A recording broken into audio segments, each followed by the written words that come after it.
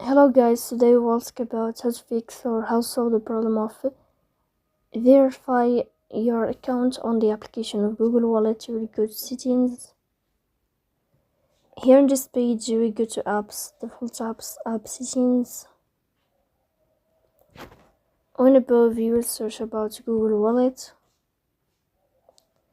Then in this page of app info you will click on first stop and you will click OK. Here you will enter to the window of storage. Then we click on clear cache, but pay attention, don't click clear data because that can delete your account. Then we go to Play Store. You will search about Google Wallet.